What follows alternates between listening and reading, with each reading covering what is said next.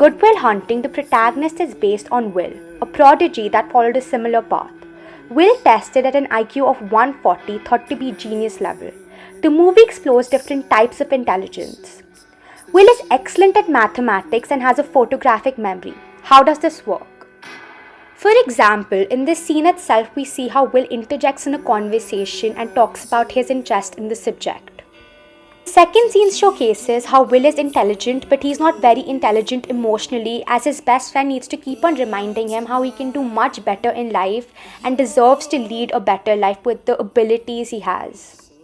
Genius is commonly understood as an extraordinary intellectual or creative ability coupled with a remarkable capacity for innovation and achievement.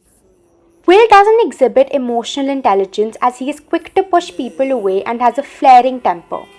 As per the two-factor theory of emotion, Will's S factor lies in mathematical reasoning. His memory retention and recording is also extraordinary, allowing him to quote books almost perfectly. In terms of motivation, Will doesn't seem to have the need to channel his genius into achievement until his journey in the movie, where he forms a deep bond with his therapist and finds love. Good Will Hunting is a story which goes beyond the page with its focus on emotional healing through therapy. Each therapy session reflects core psychological processes, from emotional defense and trauma to trust and transformation. In the beginning, Will mocks Sean's painting and insults his late wife, a textbook case of defense mechanisms shaped by early trauma. Sean responds not with judgment but with boundaries. He signals safety, not abandonment. Sean reframes Will's understanding of strength during a walk in the park, challenging his belief that knowledge outweighs lived experience. He uses empathy rooted in personal loss to connect, not instruct.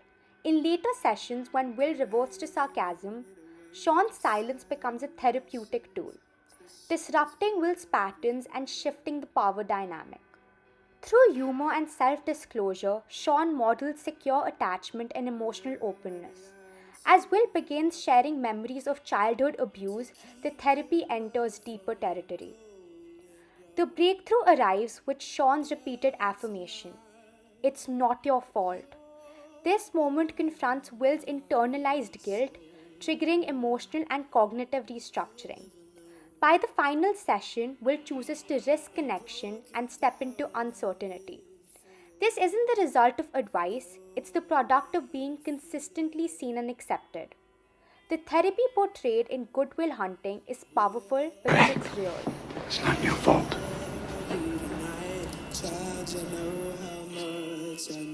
Will's anger issues stem from deep-rooted emotional trauma and abandonment. As a child, he suffered physical abuse from foster parents, which led him to develop a defensive, aggressive persona to protect himself. His intelligence and sharp wit became tools to deflect vulnerability, while anger serves as a shield against rejection and intimacy. Psychologically, Will displays symptoms of attachment disorder and post-traumatic stress. With outbursts triggered when others get too close emotionally, he fears being hurt again, so he pushes people away before they can leave him. This self-sabotaging behavior is a defense mechanism rooted in fear, not malice. His therapy with Sean Maguire is pivotal. Sean's own emotional pain allows him to connect with Will, gradually breaking down his defenses. The repeated line, "It's not your fault," is a breakthrough moment, helping Will confront his trauma and begin healing.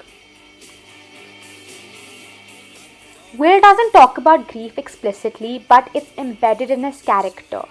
He's a survivor of severe childhood abuse and neglect, and much of his anger and attachment is a shield against the pain of abandonment and betrayal. He uses intellect and sarcasm to distance himself from emotional vulnerability. He pushes people away like Skylar before they can leave him, trying to avoid re-experiencing loss. Sean Maguire, Robin Williams' character, embodies grief more openly. His love for his late wife is deep, and her death left a permanent mark on him. Sean's ability to openly speak about his wife and remember her warmly with humor demonstrates integrated grief, where the individual accepts the loss and finds ways to maintain a healthy, enduring connection to the deceased. He shares memories of her, including intimate, vulnerable moments, as a way of showing Will the beauty in opening up despite the risk of pain.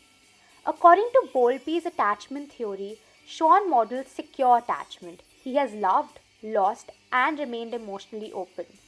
This becomes a new blueprint for Will to trust and connect.